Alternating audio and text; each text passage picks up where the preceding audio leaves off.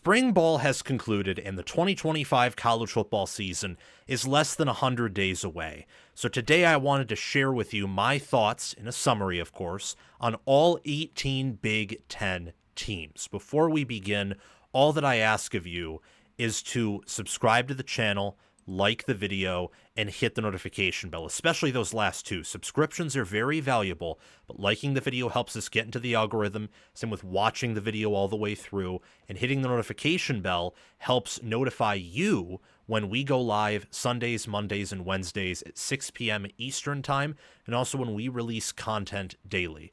Also, check out our Discord server via the link in the description and in a reply to the pinned comment, where you can also find our merchandise store and Patreon page. And feel free to ask me a question in the Discord server in the hashtag YouTube mailbox channel, and eventually on a Wednesday where I answer questions from that Discord server in that channel, your question will probably be made into a video. And feel free to comment your thoughts down below as this video goes. How this is going to operate is I'm going to start off with the team who finished in last place in the Big Ten standings in 2024, and then Oregon, who was the only team to win 9 conference games last season, will be the team we talk about last. I think it's pretty simple, so let's begin. First and foremost, the Purdue Boilermakers, who, whether you ask Tom Fornelli or Bill Connolly or any of the college football pundit or analyst class, they will tell you that 2024 Purdue was one of the worst, if not maybe the worst, Power 4, Power 5 team in recent memory, if not in the 21st century. I mean, this team was bad. They were barren. They played like it. They were disorganized, disheveled. Every negative word you could use to describe a football team, that was 2024 Purdue. It's why Ryan Walters, a celebrated defensive coordinator, an elite defensive coordinator who's now at Washington, was fired after only 2 seasons on the job. Didn't even get a full chance to rebuild what Jeff Brom left Purdue, which was pretty good if the portal didn't exist. He took a lot away from the portal, as did other programs. Purdue is now in a huge mess, finished 18th in the Big Ten. The closest they came to winning a Big Ten game was against Michigan State later in the year. I attended that game. They still lost, nearly came back but lost, and then against rival Illinois in overtime. So what have we learned from Purdue? Honestly, I can't tell you much of what I've learned outside of the fact that they're bringing in 69 players and only one of them is a 4-star, according to the updated rankings, whether high school or transfer portal. So I honestly haven't learned all that much other than they're an absolute wild card. I think Odom is a good coach. The question is, how quickly can he turn them around? And can they earn a few upsets? Because this schedule, with a win total over under 3.5 for Purdue, is not going to be easy to manage. They get Ball State at home in week 1, Southern Illinois in week 2, USC in week 3, and they have to play at Notre Dame in week 4. They get a bye in week 5. But in week 6, 7, 8, 9, 10, and 11, they have 6 straight games against Illinois, against Minnesota on the road, Northwestern on the road, Rutgers, Michigan on the road, Ohio State at home, Washington on the road. They get a bye in week 13 before hosting rival Indiana, who's in a much better position than they are. I think they have concerns everywhere. I have no clue what their strength could be, but with Ryan Brown and Devin Mockabee coming back, maybe they could be some strengths. I think Brown at quarterback will be a breakout candidate, same with wide receiver Nitro Tuggle, and CJ Madden and incoming transfer cornerback Tony Grimes are some names to watch on defense. I think defensively, they're in a much better place than they were under Ryan Walters, but I have a lot of questions for where they could be in the future, this year and beyond. Purdue's a hard place to win at, and good luck to Barry Odom. Good luck to him. All right, so let's move on to Maryland, who finished 17th in the Big Ten. For Maryland, when you go 4-8, 1-8, and your only win is against a USC team who couldn't win a close game to save their life, and Lincoln Riley, as we'll discuss in a few minutes here, actually wins 70% of his close games, so it's a flukish win. You're not in a good position. You're not in a good position at all.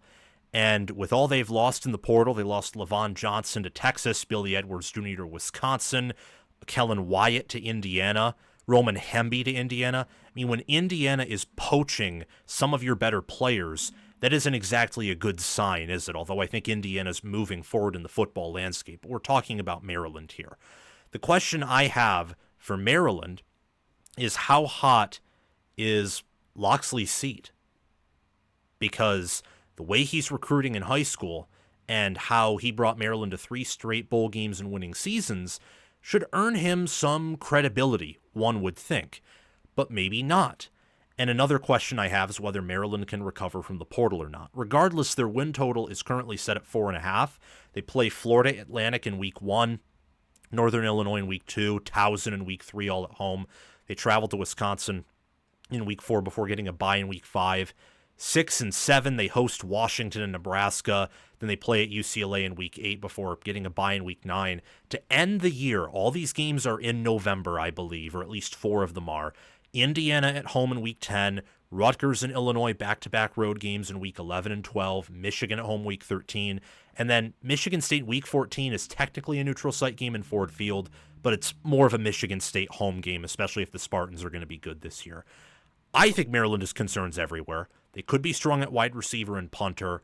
They're bringing in a decent class, but with how much they lost, I just have a hard time seeing them recover unless Washington, the freshman QB, or Justin Martin there can break out. I also think that Ray at running back and then Reddick and Rowland in the defensive backfield are players to pay attention to, but it looks like this is going to be a process for Maryland, honestly, and they're definitely going to have to rebuild. And if Loxley's on the hot seat, that means there's a decent chance he'll be gone after this season.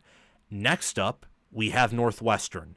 Northwestern, after going 8-5, came back down to earth and, well, went 4-8, 2-7 in the Big Ten. 16th in the Big Ten, exactly. They didn't reach a postseason, but they beat Maryland, they beat Purdue in overtime, and they won 2 other games and almost beat Duke, who went 9-4, to be fair. Wonderful coaching job by Manny Diaz, by the way. I like David Braun. I like the staff that he has built overall relative to Northwestern, and I like what he's done talent-wise and developmental-wise at Northwestern. They're bringing in Preston Stone, who I think will be a breakout candidate on offense. Martez Lewis, a transfer from Minnesota, big-bodied guy. I think he'll fit in there with Caleb Tieran, I believe, one of their better tackles, one of the best tackles in the Big Ten. So they could have a good O-line. And then they bring in Yanni Karloftis at linebacker, Dylan Tatum at safety, fellow Big Ten transfers who started or at least rotated for some defenses, albeit bad ones. I think the question for Northwestern is, what are their expectations? Do they expect to break through, or do they view themselves as lucky to break through? Because with the talent gap that they have compared to almost the rest of the Big Ten on top of their academic restrictions, I have a hard time seeing them succeed in the future unless their donors really start focusing in on NIL instead of building a new fancy stadium. They could be strong at defensive end and really the entire defense. I like their defense. The question is the offense. If Stone can get in there and click, then I think this team can go to a bowl game and maybe pull off some wins. If they can't, then I think they're right back to missing the postseason. They play at Tulane in week 1 against John Summerall, so I think we'll see a test of their character and fortitude early. Host Western Illinois week 2 and then Oregon week 3. They get a bye in week 4. They host UCLA and ULM in back-to-back games in weeks 5 and 6. Travel to Penn State in week 7. Host Purdue week 8 and then travel to Nebraska week 9. They get a bye in week 10 before traveling at USC in week 11, playing Michigan in Wrigley Field, a neutral site game in week 12, hosting Minnesota in week 13, and then Illinois. They travel to the Illini, their rival, in week 14. So all I got to say about Northwestern, what I've learned about them is that they have some boom to them. The question is, ultimately, do they utilize it? Up next, we have Wisconsin. It's been a while since Wisconsin has finished this low in the Big Ten, even if you're to go back to the 14-team or 12-team or 10-team, 11-team Big Ten. It's been quite some time since Wisconsin was just in this dire position. Like fellow YouTuber and very successful, knowledgeable Buckeye YouTuber, someone I emulate, Juck on Bucks, I want Luke Fickell to succeed. I admire Luke Fickell. But when you go 5-7, 3-6, and then your team totally quits on you after you fire your OC, that could be considered an indictment of your program, to be a little bit fair. However, I like where this roster is. If Fickle isn't dead in Madison and he's just there physically, but mentally he's already checking out.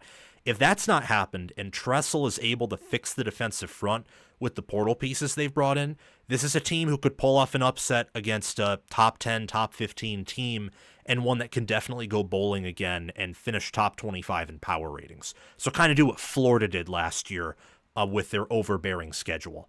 I have concerns at running back and tight end. This is a pretty weak Wisconsin running back room by their standards. And quarterback, D-tackle, really the defensive front, linebacker included, could be questionable as well, depending on how the transfers and new starters work out. However, when I look at this unit, I think wide receiver is strong. I actually think most of the defense, along with the special teams, are strong as well. And Fickle, I believe in as a head coach still, so he could be a strength on his own. They bring in 44 commits in their incoming class, a few 4 stars, several 3 stars, 34 of them to be exact. I think that Trechka Kahuna is a breakout player at wide receiver, along with Joe Brunner at guard. Defensively, I think incoming transfer JVR Suggs will be a breakout player, along with Corey Walker, standout defensive end from Western Michigan, who could certainly, I think, have a hand in the NFL. In week 1 and week 2, they get scrubs, Miami of Ohio and Middle Tennessee, but in week 3, they have to travel to Alabama, and they host Maryland in week 4. Keep in mind Wisconsin's win total is over under 5.5, so they're expected to at least beat 1 or 2 competent teams. This is where the fun begins, metaphorically speaking. Of course, in actuality, this is miserable. After the bye week in week 5, they have to travel to Michigan, host Iowa, host Ohio State, and travel to Oregon in week 6, 7, 8, and 9. They get a bye in week 10 before hosting Washington, traveling to Indiana, hosting Illinois, and traveling to rival Minnesota in weeks 11, 12, 13, and 14. This is going to be an even harder job than last year. I think much like Nebraska, who we'll talk about in a few, the roster matches up for a breakout year. The ultimate question is, does the schedule in any way, can there be any wiggle room on the schedule to maybe sneakily earn an extra win or 2 over the win total? We have UCLA up next. And the fact that UCLA finished ahead of Wisconsin is pretty sad. We're going to keep this very brief, I think, because the news about, Nico Imaliava's coming in, and can he save UCLA? Maybe he can. Quarterback's the most important position. But UCLA also lost, and I kid you not, almost literally everyone. Everyone. The vast majority of their starters, close to all of their starters, even closer to all than just half of their starters, departed the program. They finished 5-7, 3-6, 14th in the Big Ten.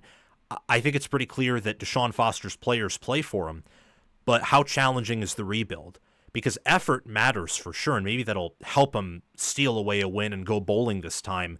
But if all you have is effort and the coaching, the management, the talent, the depth isn't there, and then you add on injuries, well, this could be a train wreck. I think UCLA has concerns everywhere, minus quarterback and running back, where they got Javion Thomas from Cal, who I think is a great running back.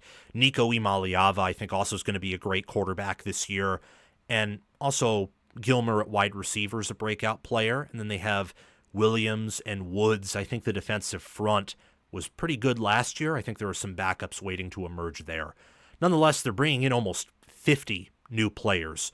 1 5-star in Nico, like 2 4-stars, but the vast majority of them are 3 stars. The talent here is depleting. And on top of that, they have an early test in Utah in week 1. They have to travel to UNLV in week 2, host New Mexico in week 3. They get a bye in week 4, but then in weeks 5, 6, 7, 8, and 9, they have to travel to Northwestern, host Penn State, travel to Michigan State, host Maryland, and travel to Indiana. No back-to-back road games, but still a lot of traveling across the country. In week 10, they get a bye. They host Nebraska off the bye. Could be a trap game for the Huskers. Then travel to Ohio State in week 12, host Washington week 13, travel to rival USC in week 14. This is going to be challenging. If Deshaun Foster even goes 5-7 again, or especially 6-6, I honestly will be very impressed. We have Michigan State up next, 13th in the Big Ten, 5-7, 3-6. This is another team that missed the postseason, and I got to tell you, I was disappointed in Michigan State last year. I think relative to the roster Jonathan Smith and his staff inherited, I don't believe last year on its own was a failure. The problem is how they finished. You can't lose to Rutgers by nearly 40 points. You can't do that. You can't not blow out a Purdue team that's that bad. You can't look like you're incapable of getting a pass rush or being competent for a quarter against Illinois, who wasn't even top 35 or top 40 in power ratings last year. You can't do that. Now, I ultimately still have faith in Michigan State staff. I do. I think their staff is a strength. I think it's still one of the better staffs in the country, but that's just a belief of mine. And just because that was the case at Oregon State doesn't mean they're necessarily a fit here. That's something that critics of Smith, I think, bring up. And if Jonathan Smith has completely lost cabin pressure, and I think a lot of Spartan fans are suspicious of him or don't like him, not just because of the recruiting struggles, but because of that loss to Rutgers. What a lot of people don't get is that Rutgers and Indiana and Illinois are much better than they ever have been. But a lot of people can only see the logo. So when you get blown out by those three schools, you're going to be thrown at as incompetent, even if Indiana was top 10 in power ratings last year and a ridiculously good team outside of when they played top 5 teams. If he's lost cabin pressure, this thing may already be over. But if he even has just a smidgen of energy and support left, I think he can make something out of this, especially if they formulate an identity. I think their defense has concerns, especially defensive back. D-line and linebacker have some concerns as well, but I think DB is an obvious concern. I like Aiden Childs this year. I think he's going to have a breakout season of his own, but Omari Kelly at wide receiver and Stanton Ramil at tackle, I think, are players that will really take a step forward. Jalen Thompson at D end and Jordan Hall at linebacker are also players I like. They've brought in a sneaky good portal class, not really losing anyone outside of Brantley and maybe Isaiah Johnson, who were critical players to the portal, but brought in a lot of great, good, some even elite G5 and FCS players and a few other backups at Power 4 schools. I think this roster's better than it was last year, and the schedule's much easier. Their over-under win total's 5.5, and they host Western Michigan, Boston College, and Youngstown State non-conference play weeks 1 through 3. They travel to USC in week 4, then they get a bye in week 5. They play at Nebraska, host UCLA, at Indiana, hosting Michigan, and at Minnesota in week 6, 7, 8, 9, and 10. They get a bye in week 11 before hosting Penn State in week 12. They travel to Iowa week 13, and then host technically, but really play Maryland in a neutral site game in Ford Field. What's going to matter this season is, can this team persevere through adversity? Because they're not deep whatsoever, but they do have a lot of high upside starters, and if the depth pieces can be coached up and they can not suffer a billion injuries, which they did last year on the O-line, but Childs stayed healthy through the whole year. If they can have some breakout stars and have them finish the year healthy, I think this team can certainly set their sights on going bowling or finishing with their first winning record since 2021. Now, we get to talk about Nebraska. I hold a special place in my heart for Nebraska, if you guys couldn't already tell that. They finished 12th in the Big Ten, 7-6 overall. This is the first team we're talking about who went to the postseason in the Big Ten. They won the Pinstripe Bowl over Boston College, 7-6 record, 3-6 overall in conference play. They really weren't that better than UCLA or Michigan State, guys. The difference is they won all their non-conference games, and most of the teams we've talked about, if not all of them, didn't win all of their non-conference games, except for Maryland, who could only beat a USC team who was out of energy and was traveling all across the country. Nebraska, they have their set sight on breaking out. Now, intuitively, what I've learned from spring ball, and this is really the first team I can confidently say I've learned several things from spring ball. The others, it's a little bit more difficult. Look, not everyone had a spring game.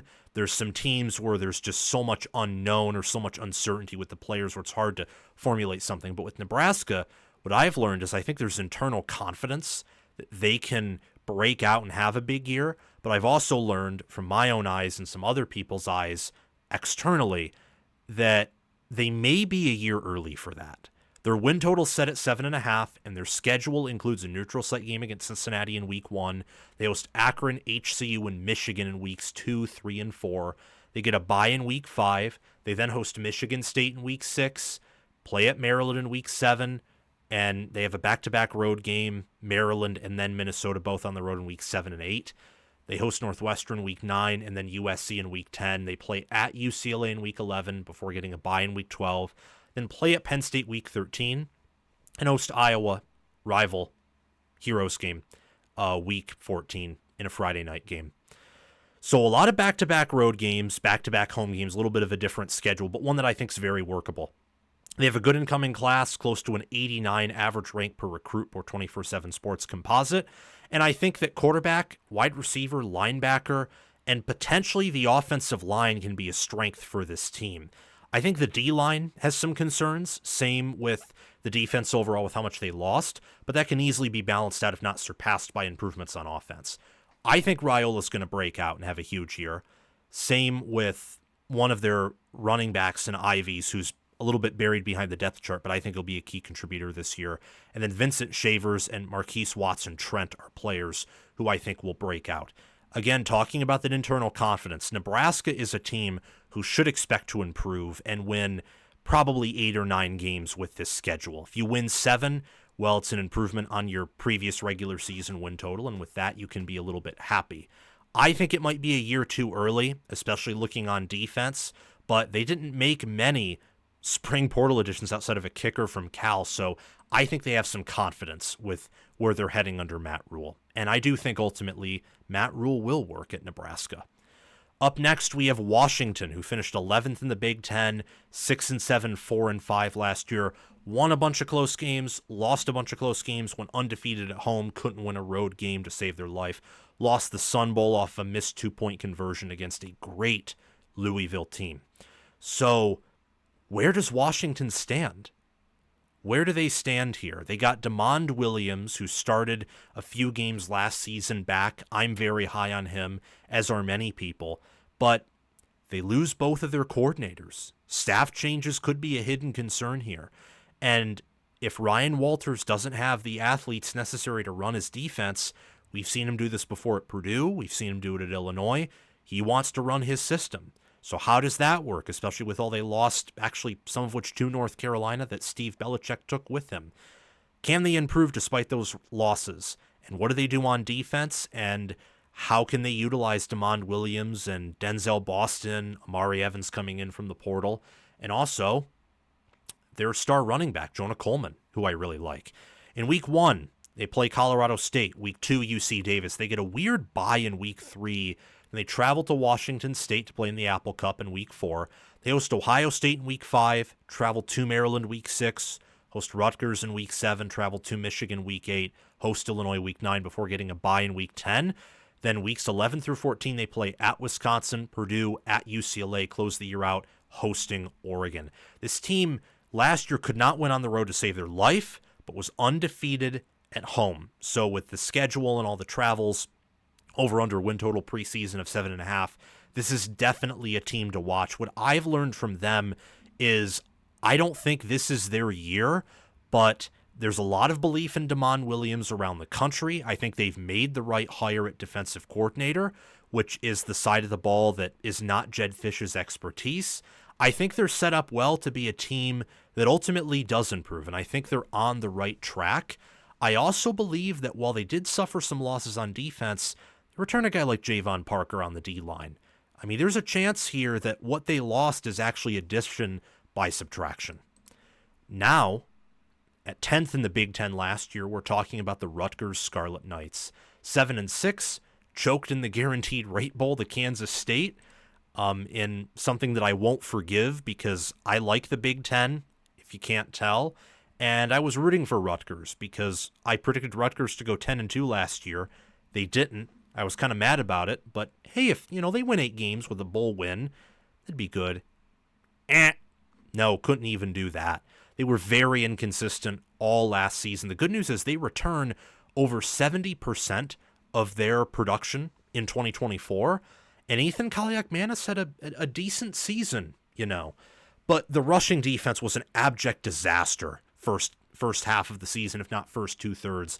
Can they improve that, especially with Joe Hemisariak leaving for the UMass head coaching job? I think their overall team depth is a question, and I don't exactly know what their identity is entirely. I kind of know what it is on offense. They love to run the ball, then utilize the quarterback in passing offense when need be. I love their receivers, KJ Duff and Ian Strong.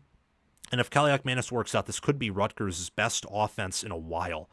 However, I also love the additions they've made on defense. Weaver coming in, Eric O'Neill, who I love, has him as an all-Big Ten player. I think Brian Felter will recover well from his injury. And their O-line, this is one of the better O-lines in the Big Ten in the nation. But they're limited talent-wise. They have some limits depth-wise. I think Schiano knows this, and he had to deal with that beforehand at Rutgers. Their over-under win total is 5.5, and their schedule is tough. They play Ohio in Week 1, Miami of Ohio in Week 2, Norfolk State in Week 3. They get Iowa at home, so 4 straight home games, Week 4. They've traveled to Minnesota in Week 5. That's the easy part of the schedule. After this bye, things get tough. Week 7, 8, 9, 10, 11. They play at Washington, host Oregon, play at Purdue, at Illinois, host Maryland. They get a bye in Week 12.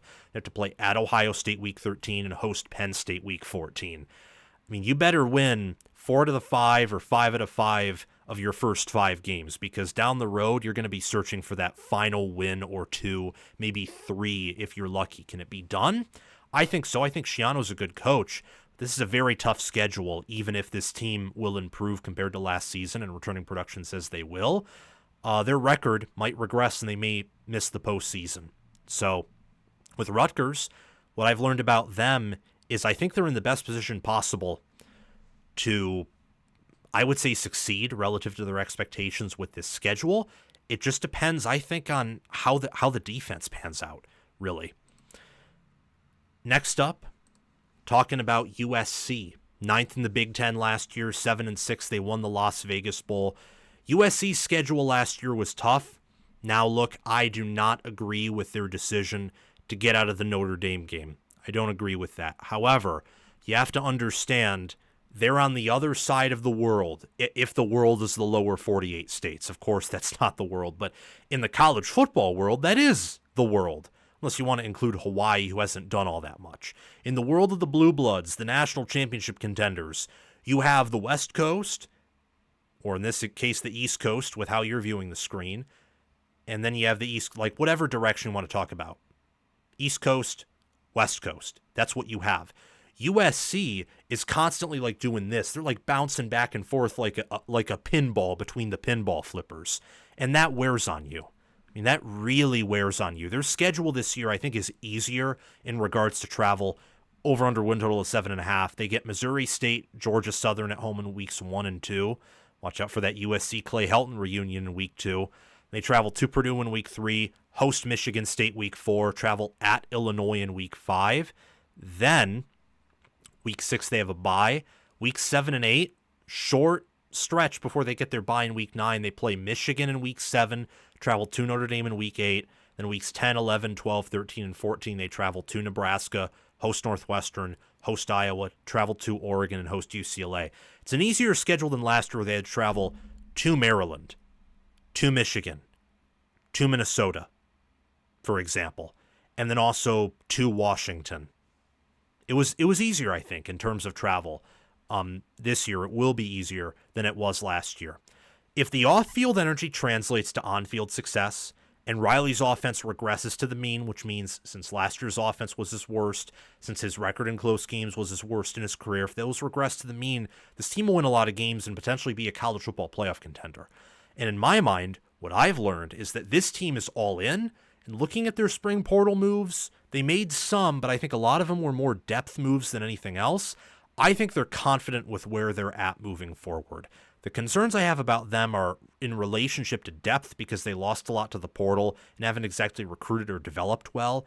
But I think they're strong at the skill positions, running back. I think they have one of the better wide receiver groups minus Ohio State in the country because they have the best, obviously.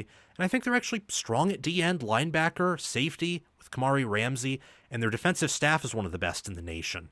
I think Jordan Waymond at running back, or Waymond Jordan, rather, Brian Jackson are going to be breakout players there, and then Devin Tompkins and Cameron Fountain on the defensive line will be players to pay attention to for sure.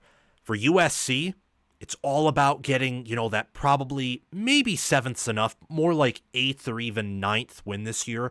to secure Riley's position and this staff's position in the future. And then I think in 2026 and beyond, this is a team to watch out for on the national stage. We got Minnesota. Minnesota, guys, finished ahead of USC in conference play. That's insane. They beat them head-to-head, too. And they outcoached them. And they outdid them. They out-physicaled them. That's the funny thing about college football. And also, I would say, the funny thing about Super Conference is it humbled some blue bloods for sure. Minnesota finished 8-5, 5-4, typical of PJ Fleck. They won their bowl game, the Duke's Mayo Bowl over Virginia Tech. With Minnesota, I learned that Drake Lindsey is going to be their starting quarterback. That's why Zach Pyron transferred out after transferring in the winter window. I learned that they are overall confident where they're at. They took most of their portal additions in the winter window. I think they only took in Purdue projected starting defensive tackle Mo Amunde to add to their already deep defensive tackle unit in the spring window. They didn't add much. So PJ Fleck, I think, likes where they're at. Their biggest question is whether the offensive line can reload or not. This, to me, looks like one of the weakest O-lines that I can remember for a PJ Fleck Minnesota team. And with starting a true freshman quarterback at a school that doesn't have a history of developing QB all that well, you wonder if there's a massive limitation to their explosiveness and if they're going to have to try and Iowa their way, or in recent memory, even Minnesota their way to win, where you run the ball, you chew clock, you use the QB situationally, and you rely on defense. They have the defensive players to do that, though. Like Coy Parrish, for example, Maverick Baranowski. I love Jalen Logan Redding, for example, on the defensive line. I think there's a lot of potential for breakout players for Minnesota this year all across the defense. Saquon Bryant at corner, Aiden Gooseby at safety. You're talking about Devin Eastern, who I really like as one of the better defensive players in the Big Ten on the D-line. And they're bringing in a good class, not exactly the highest quality, but it's Minnesota, and they've gotten done with what they've been able to produce in recent memory. Their schedule is week 1 against Buffalo, week 2 against Northwestern State. They travel to Cal, who got gutted in the spring portal window in week 3. So at that point, that should be an auto win, even with the travel. Week 4, they get a bye. In 5, 6, 7, 8, 9, 10, those 6 weeks, they play Rutgers at home, Ohio State on the road, back-to-back home games against Purdue and Nebraska, travel to rival Iowa, host Michigan State, that they get a bye in week 11. They then have back-to-back road games against Oregon and Northwestern in 12 and 13. That could be tough, in addition to playing rival Wisconsin in week 14. Thankfully, that one's at home. Over-under win total is 6.5. Again, what I've learned from Minnesota is that their starting quarterback will be the redshirt freshman Drake Lindsey. They also added, A.J. Turner and Cameron Davis at running back in the portal behind Darius Taylor. This is one of the deepest, potentially the deepest running back room in America. If that O-line pans out, they're going to be running 65% of the time. If everything pans out for Minnesota, this could be the playoff contender that people are making them out to be. More likely than not, the truth is somewhere in the middle between their offense being like 2022, 2023 Iowa level, and then good enough to get them to the playoffs. I think the win total here is pretty accurate, and with the talent they have, they'll probably do what they always do with Fleck. Drop a random game where you think, what was that about? And then maybe they beat someone who they shouldn't beat, or play Oregon or Ohio State more competitively than the spread indicated. We have Michigan, 7th in the Big Ten last year, up next. 8-5, 5-4, shockingly beat Alabama in the ReliaQuest Bowl. What I've learned from Michigan in the spring portal window is that they view this year as a buffer and a foundation for future success. If they viewed this year as a year where they could realistically win it all, which if everything pans out, they may have that potential, but I'm talking about realistically. I'm not talking about the unusual or the super unusual and everything pans out. They look at this year as a building year. That's why they went out in the spring portal window, got 2 running backs who weren't really all that good, and they didn't get any wide receivers. They're comfortable enough to where they think they can improve this year, maybe win 8, 9, 10 games, maybe win 10, 11, 8 and 9's the expectation with the preseason over-under win total of 8.5. They have the money and the resources to where if they thought they could succeed at a higher clip, they would have done more in the portal, I think. Most of their moves were made in the winter window. Defensively, I think they're very confident. Offensively, I think they're confident enough to where they have faith in the future, but it's really a wait and see for this specific year. How elite can Underwood be? Can he show any elite flashes? Will he be elite at all? Is he elite for the majority of his play? That question will determine the season in large part. And also, with losing that many first-round picks, 3 of them, where are the new NFL freaks, if there are any? Wide receiver and offensive tackle, and I think team soundness and discipline are my concerns, and wide receiver is truly awful, especially when you factor in Michigan standards. I think running back, O-line, and then the entire defense, though, along with their experience, their top 25 in returning production, that is a strength. They are bringing in almost 40 players, 39 of them to be exact, and their average rank per recruit per composite is a 90.11. Only the second time I've mentioned this because it is pretty high. Factoring how many of the more depth pieces they brought in the portal, it's a pretty good average rank per recruit. At least in my opinion it is. Quarterback Bryce Underwood, I think, is the obvious breakout player. It's kind of hitting the easy button there. I think Andrew Sprague, though, is going to be a really good tackle, one of the better ones in the Big Ten. And then Trey Pierce and Damon Payne at D-tackle are players I really like. I quietly think Michigan's D-tackle room is deeper than last year's. Does not have nearly the same upside, but in terms of rotating bodies, it's deeper. It's a lot like Texas from 2023 to 2024. You don't have the same upside, but you're deeper. And I think that's going to help Michigan, along with kicker Dominic Zvada, potentially win some of these games here. New Mexico, in week 1, they host them. They travel to Oklahoma in week 2. They host Central Michigan week 3, travel to Nebraska in week 4. They get a bye in week 5. In week 6, 7, 8, 9, and 10, they host Wisconsin, travel to USC, host Washington, travel to Michigan State, host Purdue. They get a bye in week 11 before playing Northwestern Wrigley Field, traveling to Maryland in week 13, and then hosting Ohio State, their biggest rival in the best rivalry called The Game. This schedule is much easier, looks almost Charmin soft compared to last season's schedule. And with what they've brought in at quarterback and who they return, I think what I've learned from Michigan this year is that the expectations are high. They're not as high as they were in 2023, that's for sure, maybe even 2022. But the expectation, I think inside and outside, is that this team will get better. The question is, how much better do they get? We have Iowa at 6th in the Big Ten, finished 8-5, 6-3, lost the Music City Bowl to Missouri in what was a really good game, if I'm being honest. I have learned that Iowa finally has quarterback play. Ever heard of, I think, what is it, maybe 2 or 3-time national champion Mark Gronowski at quarterback? Ever heard of Tim Lester? I know you heard about him in year 1, but typically coaches make their biggest impact in year 2, not year 1. Think about Jim Knowles, for example, at Ohio State. Think about Jesse Minter at Michigan. Think about, I think it's pretty obvious. I could go on and on and on. D'Anton Lynn at USC, I think, will have a big impact this year. Think about even head coaches. Kirby Smart, year 1 to year 2. Think about Dave Aranda, year 1 to year 2 at Baylor. Think about, I would say maybe a little bit of a longer example. Took a little bit more time, but Brian Kelly at Notre Dame. Michigan State under Mark D'Antonio. Even think about Jim Harbaugh at Michigan. 10-3 and 10-3 in year 1 and year 2, but the second year team that went 10-3 as well looked way better on the field and was way higher in power ratings. I think Tim Lester's impact in year 2 will be huge. I think Gronowski's going to be a good QB. The question is the rest of the offense and the defensive backfield. If Parker's defense reloads, well, this team can win 7-8 games, maybe 9. Maybe they upset Oregon or Penn State at home or Indiana, one of the better, bigger teams they're going to play in I think it's Iowa City or in Kinnick Stadium at least.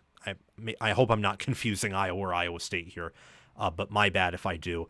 They're bringing in a small class, some transfers. I ultimately think that Kamari Moulton will break out at running back. I think Caden Piper will break out at guard. Cohen Entringer and I believe Jalen Harrell, but maybe it's not Jalen Harrell. Harrell at linebacker. Those will be breakout players for the Hawkeyes. Run defense could be a concern, but I love their defensive line. Ethan Hurkett, Aaron Graves, Max Llewellyn. I think it's one of the better D-lines in the Big Ten. Looking at their schedule, week 1 against Albany, week 2 at Iowa State, week 3 against UMass, traveling to Rutgers in week 4 and hosting Indiana week 5. That's an easier part of the schedule, even though it has some challenging games. In week 6, they get a bye before traveling to Wisconsin in week 7, hosting Penn State in week 8, hosting Minnesota in week 9, bye week 10, and then week 11, 12, 13, and 14, they get Oregon at home, USC on the road, Michigan State at home, Nebraska on the road. This could be a top 25 power-rated team and one of Iowa's better teams in power ratings in recent memory under Ferentz, and yet finish with a losing record. Because this is the toughest schedule Iowa's played in recent memory by a mile, I actually think the defense has more questions than the offense, at least relative to whether or not Iowa will go over or under their win total of 7.5.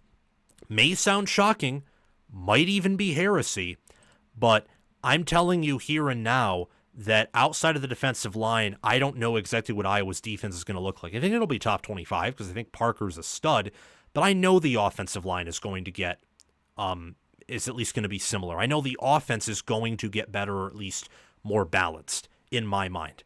What I've learned is there's questions on defense. I've learned that Mark Gronowski's good, especially when healthy, and that Iowa's an opportunity to both boom or bust in 2025. We have Illinois up next, the Fighting Illini, who won 10 games, won the Citrus Bowl over South Carolina, and were 5th in the Big Ten last year. Illinois in spring, they brought in a decent amount of transfers overall in the portal, not in the spring window specifically. They brought some in the winter window as well. I think that Illinois is one of those teams where, with how much they bring back, they're going to get better. Come on. But and that's not a question at all. If you're asking that question, I think that you need to reconsider what returning over 70% of your prior year's production means. It means, yes, you are more than likely going to improve, especially when you're returning that awesome secondary quarterback in the staff. However, improvements in power ratings, improvements in performance, does not mean you are guaranteed to win the same amount or more games, especially when you go, 5-1 or 5-2 in close games. There's a reason they're over under win total 7.5, guys. There's a reason.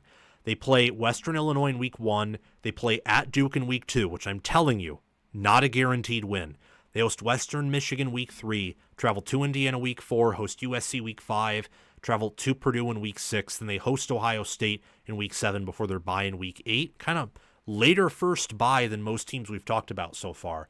They then travel to Washington week 9, host Rutgers week 10, get a bye in week 11, Maryland in week 12, Wisconsin on the road week 13, Northwestern at home week 14. Their toughest part of the schedule, guys, is the front half of their schedule. It's not a backloaded schedule. Right up front, week 2, you travel to a Duke team that power ratings-wise was close to as good as Illinois was. It's on the road, kind of a sleepier environment. Week 4, you get Indiana, 5 USC, week 7, your toughest game power ratings-wise against Ohio State. I mean, I'm telling you, if Illinois can step up at the skill positions and improve upon their team enough to avoid one-score games, I'm very confident that this team will do great things. But if they can't, this is a team that might lose more games than they did last year. I have concerns, for example, at defensive tackle. High concerns. I think their wide receiver room is going to drop off. I think the O-line has a bit of a limited ceiling. I love quarterback, though. Love Alano, their kicker. Love their DBs. We were talking about defensive backs. Xavier Scott, Miles Scott, Caleb Patterson, Torrey Cox Jr., Matthew Bailey. They all come back. And then linebacker like Dylan Rosiak, great DN, and Gabe Jacques. Their defense has a lot of potential and a lot of talent for sure. And I think that Lowry at running back will break out. I don't have much concerns about Illinois losing Josh McCray. I think Colin Dixon will break out at wide receiver. And then Thompson at defensive end, transferring in from Wisconsin. And then Odeluga, linebacker in Illinois, who's been waiting for a few years on the depth chart. I think will have a great year as well. This is a team who has a massive opportunity, But I will also tell you, given the expectations at Illinois, if they don't make the playoffs, it's not like this team is disappointing. For Illinois to just have back-to-back seasons of maybe 8 or more wins would be a massive testament to what Bielema is building there. You can probably already tell where I am with Illinois, and you'll see that in my record prediction. But I am tempering expectations a little bit because that's kind of what my takeaway is from studying them in spring, is this team can go to the playoffs, and maybe they can beat Ohio State, but there's also a world where they go 8-4, 7-5, and I think some of the concerns I listed are good reasons for that. Speaking of Ohio State, here they are. They finished 4th last year in the Big Ten, won the national championship. They were the best team in college football last year. For the Buckeyes, what have I learned? Well, I have learned from spring that defensive line is a huge area of concern for them. That's what I've learned. I have also learned, apparently, that Matt Patricia is a wonderful defensive coordinator and that Sayan will probably be the starting quarterback. Now, I don't agree with all of those. You'll have to wait to figure out which ones, but I do agree that Sayan is going to be the starting quarterback and a very good one at that. I think the question Ohio State faces is, can the staff mitigate the current trench situation? I've seen a lot of people tell me that this Ohio State O-line is one of the better Ohio State O-lines they can remember. I think that you are confusing winning a national championship with all units being elite. Trust me. Whether it is teams I have cheered for to win a title or teams that I have hated watching while they've won a title, most of them have not been elite at every position. Ohio State won their natty last year because quite literally every position except for tight end and O-line was playing at an elite level, or they were at an elite level baseline. This O-line does not have 50% blue chip players. The D-line does, but development's been a huge concern there. And also, what's the drop-off at offensive coordinator and defensive coordinator, if there's any? Those are the questions Ohio State has. If they can answer both of them positively, this team will win it all. If they answer both negatively, well, it's Ohio State. It's not like they're going to lose 4 games or 5 games or certainly not have a losing record. I mean, this program's one of the only programs that is quote-unquote too big to fail.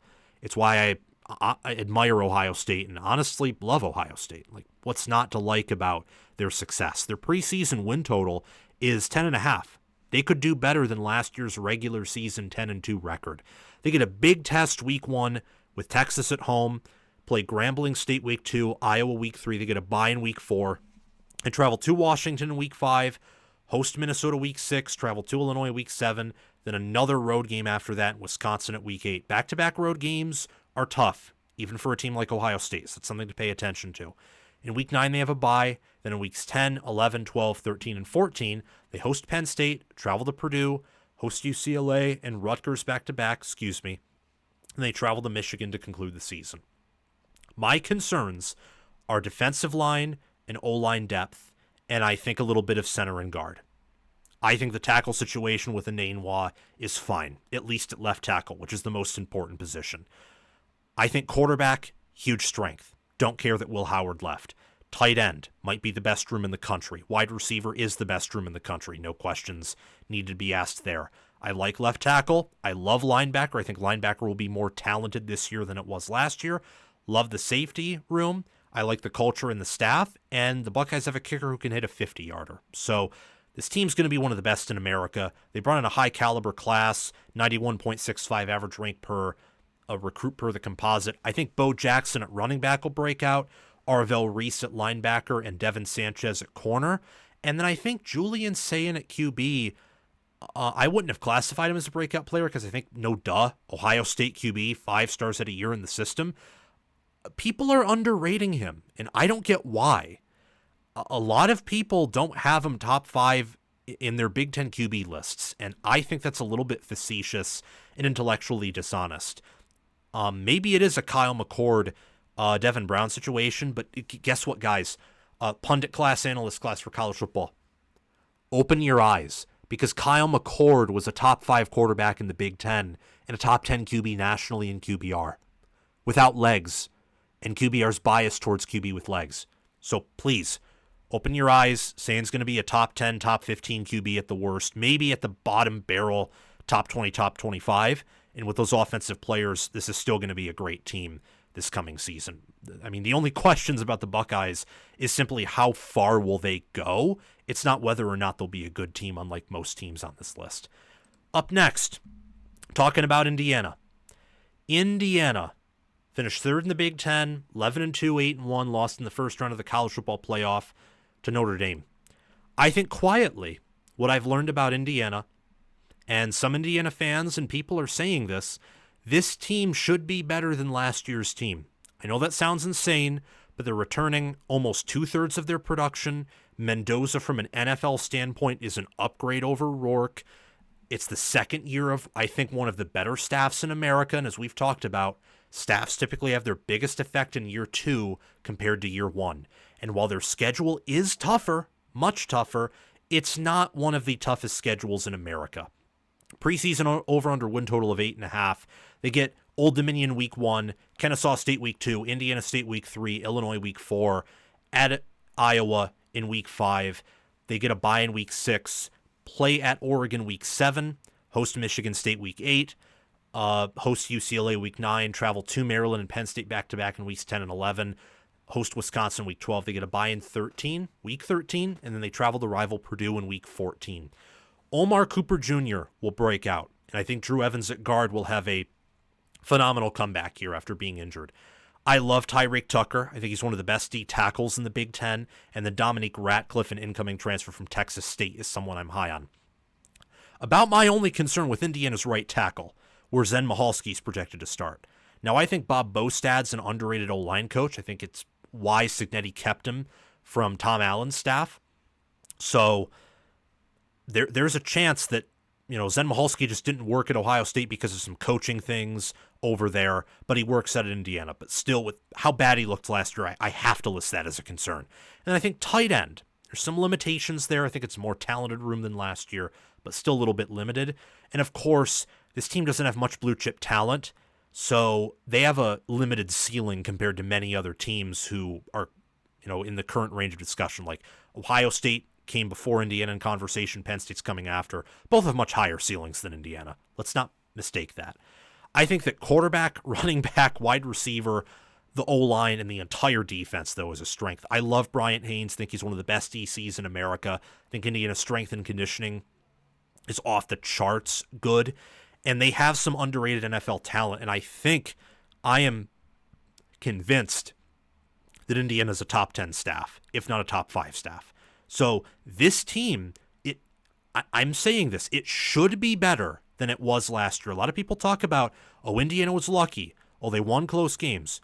What close games did they win outside of a Michigan team that, to be fair, beat Ohio State and Alabama and then lose big against the 2 national championship game contestants? Like, seriously.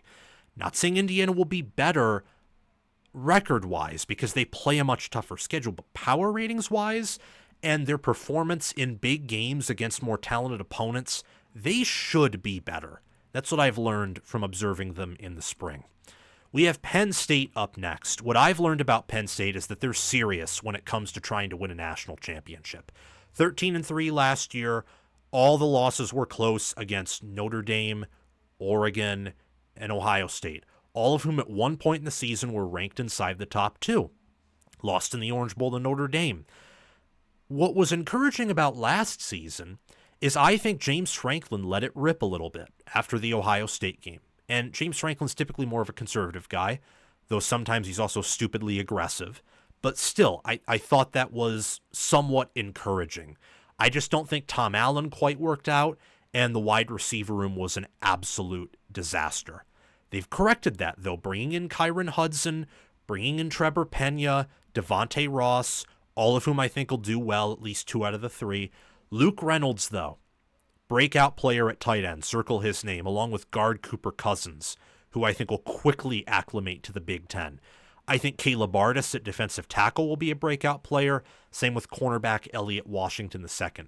If the transfer wide receivers can mesh with Aller, and Franklin's staff is good enough to compensate for his lack of ability in big games, and or he changes and wins big games, well, this team's the best in America, and I'll say I don't even know if it's close. I mean, with what they bring back in the 2 deep, For starters, what everyone else loses, the strength and conditioning program they have, the fact that they've sent people to the NFL year over year over year and reload in their ability to send more players to the NFL, particularly on defense, and the fact they also have Jim Knowles at defensive coordinator and Andy Kotelnicki at OC, and then like Stan Drayton as the running backs coach, Phil Trautwein as the O-line coach. They got Penn State legend Dan Connor at linebacker.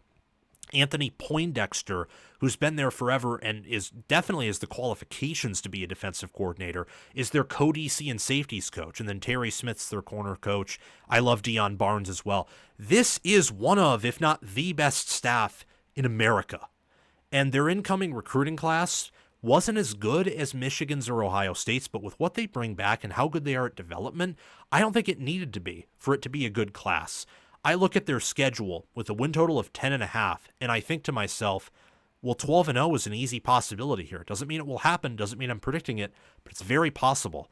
They get Nevada in week 1, FIU in week 2, Villanova in week 3. They get a bye in week 4. Week 5, they host Oregon. 6, they travel to UCLA. 7 and 8, they host Northwestern, play at Iowa.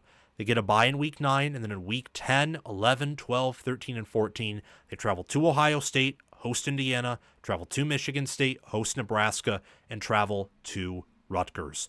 Penn State should expect to win it all, and the biggest thing I've learned from the spring is they expect themselves to win it all too. That's why they overpaid, in part, I think, for Trevor Pena. That's why they brought in Amari Campbell from North Carolina, who I think will be stellar in that running back room. That's why they retained the players that they did. Penn State's shifting all their chips in the middle of the deck.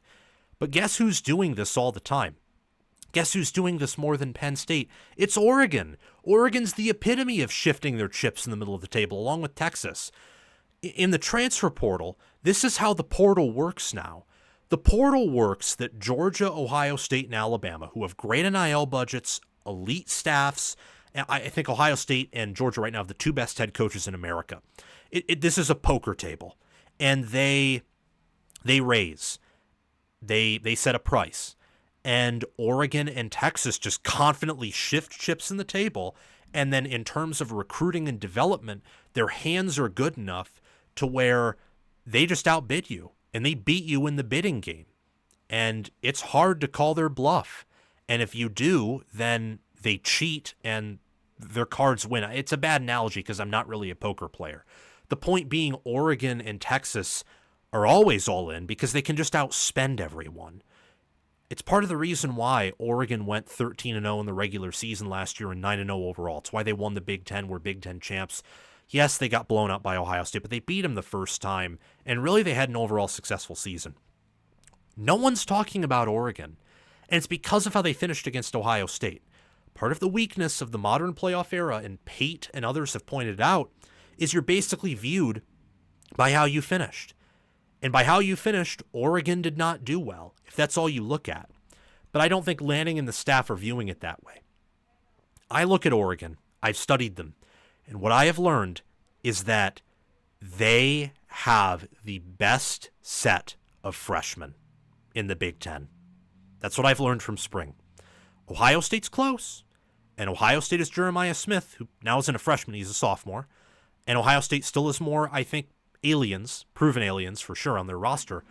But Oregon, their average rank per recruit of 31 players was a 93.45. That is insane. It's crazy. Their average incoming recruit is close to a top 100 level player, like as close as you could get for a class of 30 plus kids. They have as many incoming 3-stars as they do 5-stars. That's nuts. I think Dante Moore will break out. I think that DeCorian Moore will at wide receiver. And I think that Naeem Offord and Trey McNutt will break out at DB. 3 of those are true freshmen. I think what they've done developmentally and schematically, outside of Lupoy on defense, who I think holds them back, but that's a different topic, Oregon set themselves up to reload. The questions Oregon has is in relationship to how many players can break out and whether they can reload overall, because they only return 43% of their production. I think quarterback, running back, tight end, O-line, D-end, linebacker, and their staff are huge strengths. And their over-under win total preseason is 10.5. They host Montana State and Oklahoma State in weeks 1 and 2. They travel to Northwestern week 3, host Oregon State week 4, play at Penn State in week 5 before getting a bye in week 6. They host Indiana week 7, play at Rutgers week 8, host Wisconsin week 9, then they get a bye in week 10. At Iowa in week 11, Minnesota week 12, USC week 13, and Washington in week 14. Bless me, that game's on the road. This is a team that could go 12-0 again. They could also go 9-3. And if teams on their schedule are really strong, dare I say it, maybe even worse than that, although I doubt that with where Oregon is as a program. But it might be a possibility. They will get better as the year goes on, I think, more than anyone else in the country. This is even comparing them to Ohio State, by the way, who is going to be their comparative team, because they faced each other twice last year, split the series. Ohio State currently is the better program and team because they won it all and beat them harder the time Ohio State won compared to where Oregon won. But the point being that Ohio State is going to be a team that I think will have some hiccups when they start off, and they'll get better as the year goes on. I think Oregon's going to be even a more extreme version of that because they don't quite yet have the same roster talent. Ohio State isn't losing quite as much, and they have slightly better infrastructure, at least right now. Oregon, recruiting-wise, actually projects to surpass Ohio State in terms of roster infrastructure in a, 1, 2, maybe it'll take 3 years, but eventually they will, based on current recruiting trends and incoming quality of players. But I think Ohio State and Oregon will start off like this. Ohio State ahead, Oregon behind. I think as they get better, though, I think there's a really good chance that Oregon could converge with their main competitor because of how many young, talented players there are. Oregon is the only... Ohio State's the class of the conference right now. It's how this works. Oregon is the only team who is out-recruited on a blue-chip ratio, Ohio State on both the O-line and the D-line combined. Crazy. I know. So that's what I've learned from Oregon, is that this team can still be the number 1 team in the Big Ten moving forward, and I think they believe in themselves, and instead of getting demoralized and broken by that Rose Bowl game, I think they're moving on for the better.